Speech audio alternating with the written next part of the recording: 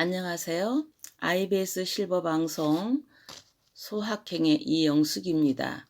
오늘의 라디오 양지 춘추 주제는요. 김진기님의 배꼽절입니다. 배꼽절, 김진기. 안녕하세요. 눈이 살풋 내려 미끄러진 길을 조심하여 발부리만 보고 걷는데 어디서 앳된 목소리가 난 듯하여 고개를 들어보니 눈앞에 낯선 꼬마가 나를 향해 급실한다. 오냐, 이 추운 날 어디를 가시는고? 이미 나를 지나쳐 저만치 뛰어간 아이에게 답하는 게 아니라 몇 걸음 뒤쳐오는 아이 엄마에게 들리도록 나는 큰 소리로 인사를 받았다. 어른을 만나면 꼭 인사드려야 한다고 어머니들이 오래전부터 가르쳐온 데 대한 내 나름의 성원선 답례인 셈이다. 그래, 나도 어릴 적에 어른을 만나면 저렇게 공손히 인사를 올려야 한다고 배웠지. 엊그제 오랜만에 집에 들른 외손녀도 문을 들어서자마자 어디선가 배운 인사를 한다고 배꼽 위에 두 손을 공손히 얹고 허리를 숙이다 못해 코가 땅에 닿는 인사를 하더라. 매사에 그렇듯 나의 인사법은 아주 느리게 또 엉뚱하게 진화하였다. 인사의 대상과 방법이 시간의 흐름에 따라 차차로 바뀌었는데 우선 잘 모르는 어른에게 인사하는 게 공연하다는 생각이 들어 인사 대상이 잘 아는 어른으로 좁혀졌다. 인사 방법은 어려서 배운 한 가지밖에 모른 채 오래도록 아는 어른을 만나면 가든 걸음을 멈추고 허리 숙여 공손히 절하고 그 어른이 지나가기를 비켜 기다렸다. 옛날 내가 살던 고사동 그 전매청 사거리 양지 바른 길 모퉁이에는 지게나 손수레를 대놓고 짐 나르기 일감을 기다리는 짐꾼 몇 사람이 늘 자리 잡고 있었다. 대개 나이 지긋하고 어려서부터 창고가 딸린 우리 집에도 일거리 때문에 노상 드나들어 다 아는 분들이기에 비록 막일을 할 망정 이들에게 나는 늘 인사를 하였다. 중학교에 입학하여 등굣길에 매일 이들 앞을 지나치게 되었는데 어느 날 아침 내가 여느 때처럼 그들 앞에 멈춰서서 교무를 벗고 공손히 인사하고 돌아서는데 같이 가던 형이 마뜩치 않은 눈으로 보고 있더니 내게 핀잔을 주었다. 너는 아무한테나 그렇게 인사를 하냐? 아무한테나 그렇게? 나는 형의 이 말에 혼란스러웠다. 그 사람들은 다 잘 아는 어른들이어서 인사를 했는데 그렇게 인사를 하지 않으면 그럼 어떻게 해야 한단 말인가. 그때까지 한 가지 인사법밖에 모르던 나는 어찌해야 할지 알 수가 없었다. 시간이 지나도 뾰족한 방법을 찾지 못한 나는 그들 앞을 지나칠 일이 점점 부담스러워졌다. 그날 이후로 그곳을 지나갈 때면 우물쭈물 딴전을 부리며 그들과 눈길 마주치기를 피하였고 마침내는 못 본 척 외면하고 인사 없이 그냥 지나쳤다.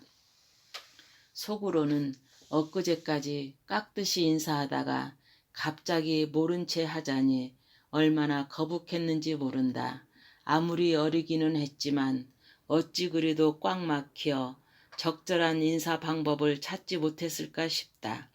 깍듯한 인사는 못할 망정 가벼운 눈 인사라도 좀 하고 다녔으면 좋았을걸. 중학교에 들어가니 생각하지도 못했던 인사 대상이 새로 생겼다. 이들은 아는 어른이 아니라 코빼기도 모르는 나보다 겨우 한두 살 위인 상급생들이었다. 교내 어디서건 그들과 마주치면 얼른 모자에 오른손을 올려붙여 거수경례를 해야 억울한 따귀를 얻어맞지 않았다. 그 시절에도 너무하다 싶어 관료의식이 꽉 찬 첫 직장에 나간 날 기관장이 출퇴근할 때면 직원들이 도열하여 인사를 하는 기이한 풍경에 놀랐다. 내 눈에는 단지 상사라는 이유 하나로 허리 굽히는 것이 한갓 거칠애로 비쳐 직장 선배들이 우습게까지 보였다. 다소라도 존경의 마음이 있을 때에만 공손한 절을 하겠다는 생각이 굳어진 나는 별로 존경스러운 마음이 생기지 않으면 윗사람에게 건성으로 인사를 하는 시건방진 사회 초년생이 되었다. 그러나 어쩌랴 시간이 많이 지나도록 내가 생각하듯 마음에서 우러나는 존경심 가득한 그런 인사를 들을 기회는 그다지 많지 않았고 인사에 반드시 존경의 마음을 담아야 한다는 생각도 조금씩 바뀌어 내 인사는 그저 저 편할 대로 변질되었다. 어느새 나도 이 득실을 따져 윗사람의 눈밖에 나지 않으려 조바심하는 거칠의 인사를 서슴없이 하게 된 것이다. 한때 내 딴에는 열심히 인사를 하여도 도무지 받지 않던 직장 상사가 오히려 나에게 인사성이 없다는 꾸중을 하여 당황한 적이 있다. 하기는 허리를 굽히는 것도 아니고 잘 들리지도 않는 인사말을 입속으로만 우물거리며 저 혼자서 눈인사를 건네곤 하였으니 이를 알 수 없는 상사로서는 빤히 바라보고도 인사를 않는 건방진 부하 직원으로 비쳤을 게다. 나는 그때서야 비로소 인사란 상대방이 확실하게 알아차리게 해야 한다는 걸 제대로 배웠다. 허긴 나와 비슷한 경우도 보았다. 내가 사는 아파트에 같은 통로나 동에 사는 이들은 대강 얼굴이 익어 서로 인사를 나누며 지내는데 유독 내가 인사를 건네어도 별 반응 없이 멀거니 있는 맹랑한 이웃이 하나 있었다. 어느 날 속으로 못마땅하게 여기던 이 사람과 승강기 안에서 단 둘이 마주쳤다. 나를 보자 뜻밖에도 그가 무엇라고 우물거리며 먼저 인사하는 신용을 하는 게 아닌가. 그제야 내가 미처 알아차릴 수 없던 저 많은 인사를 그동안 그가 열심히 해왔음을 짐작할 수 있었다. 그 옛날의 나처럼 나이 들매 따라 남에게 인사하기보다는 거꾸로 인사받는 경우가 많아졌다. 내 인사 행태도 자연 허리 굽히는 일은 없어지고 그저 고개를 움직여 인사하는 단계로 옮겨지더니 이제는 한 걸음 더 올라가 고개의 얼굴에서 인사를 다 처리한다. 눈과 입으로만 인사를 나누는 것이다.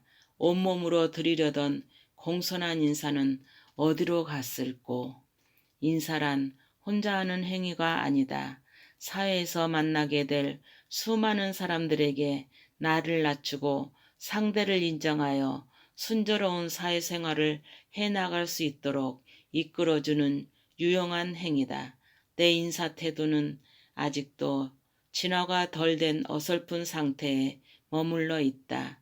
인사의 기막힌 뜻을 일찍 터득하여 제대로 진화시키고 활용하지 못한 채 갈팡질팡 평생을 보낸 것이다.